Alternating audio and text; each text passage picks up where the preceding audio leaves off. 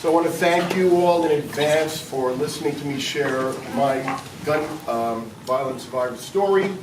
I'm also going to take a minute to pile on as to why we need to do something now, and I'm also going to give each of us something that we can tangibly do now, here, today, while we're here. If you're ready, and if you do so, I've got a little gift for you at the end. So, my name is Howie. You can call me Howie.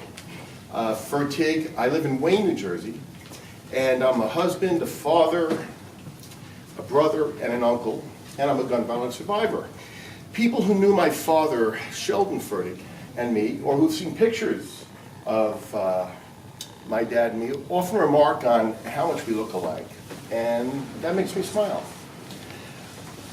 When I was little, we called my dad the ice cream man. He sold 5-gallon drums of my favorite dessert to restaurants and institutions.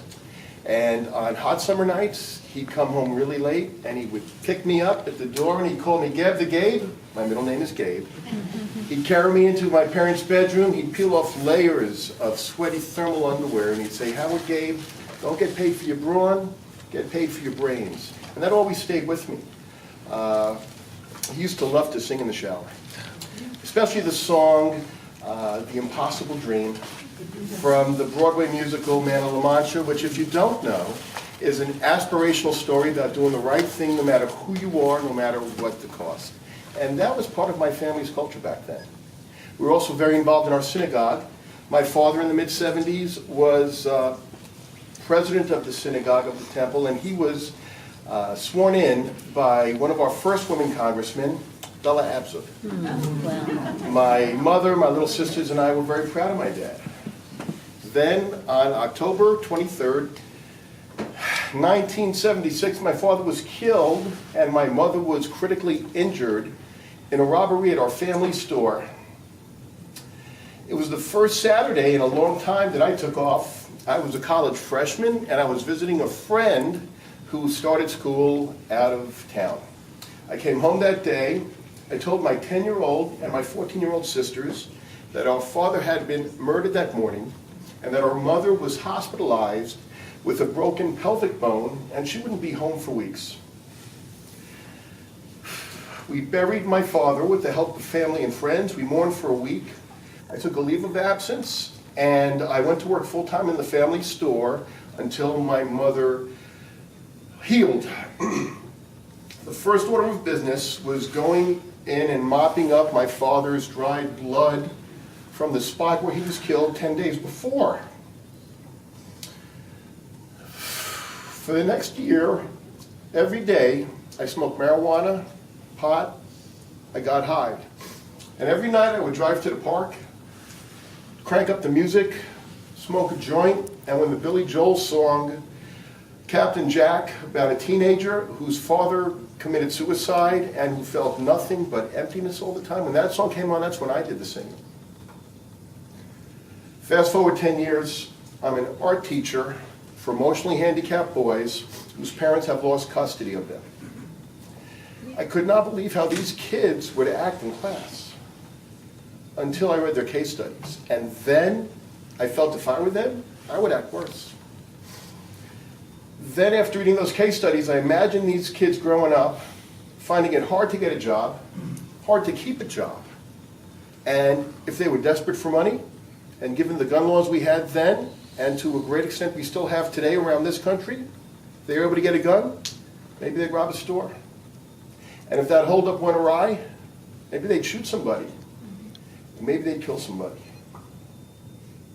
I also saw scenarios where parents got their act together and they regained custody. And those kids started to smile. And those kids started to learn. And I saw firsthand, up close and personal, what love can do anywhere, for anyone and everyone. Around that time, I started going for therapy. Back then, it wasn't something that was accepted. For me, it was court-ordered. I was arrested for possession of drugs in Disneyland. They say it's the happiest place on earth. The first 6 months was court-ordered, and after I fulfilled my probation, I continued going to therapy for 7 years of my own accord. And to this day, I feel like that therapist saved my life. And every year I call her, I just did this yesterday, to tell her what I'm doing, or to remind her and to thank her for that. So that's my story. So the day before my father was killed, I never thought it would happen to me. And if I'm you, and I'm living in Morristown, which is a gorgeous area, why would I think it would happen to me here?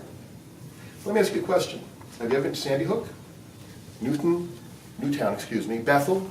It's a beautiful area. Looks just like this. Have you ever been to Parkland? Yes. It's a nice area too.